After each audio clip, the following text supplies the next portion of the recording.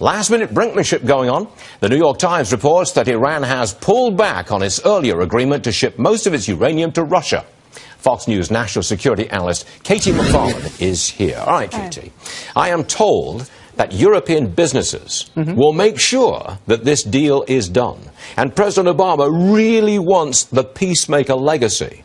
I'm saying that this deal is going to get done, and you say what? Yeah, I think it'll probably get done. It'll be a really bad deal.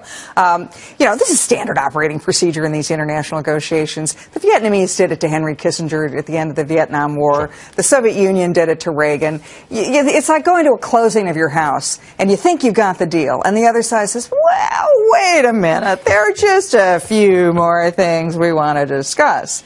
At that point, you've got to be willing to walk away. This administration is not willing to walk away. Not willing to walk away. Yeah, they won't do that. They want their legacy, just like you said. President Obama, in his mind, is thinking, I'm going to be like Richard Nixon going to China. I'm going to change the world. In fact, he's going to be more like Neville Chamberlain at Munich. Whoa.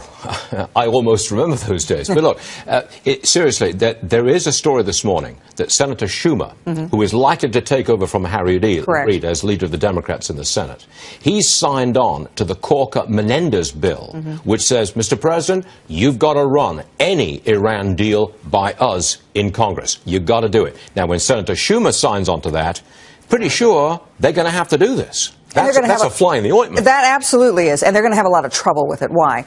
And the whole point of this deal was supposed to be have a deal with Iran. Iran dismantles its nuclear program, and we don't have a nuclear arms race in the Middle East. In fact, this deal turns it all up on its head. We are likely now to have a nuclear arms race in the Middle East because the other countries in the region, they look at that deal, like Congress is looking at that deal, and they say, wait, that doesn't stop Iran's nuclear program at all. All Iran's going to do is unplug it from the wall, maybe, for a little while. We're not going to have any real incentives not to plug it back in, and there is no leverage left. But it looks like another mess, doesn't it? It sure looks is. like the president will get the deal, but then when he runs it by Congress, it's a lousy deal, and there'll be all kinds of problems with that, and the whole thing falls to pieces. And here's why it's even worse than that. Because when the Congress does this, and when everybody takes a closer look at the deal, realizes it's a bad deal, the Europeans, if you just said, they're looking to do business with Iran.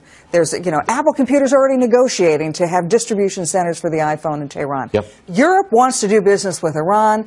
China wants to do business with Iran. Russia wants to do business with Iran. That sanctions regime is going to collapse it's going to fall like a cheap suit. Yep. And so as a result, the Iranian economy is going to boom. It doesn't need the deal with the United States. And then the Yemeni civil war, which is Shiite versus Sunni, could potentially have nuclear weapons in it down the road.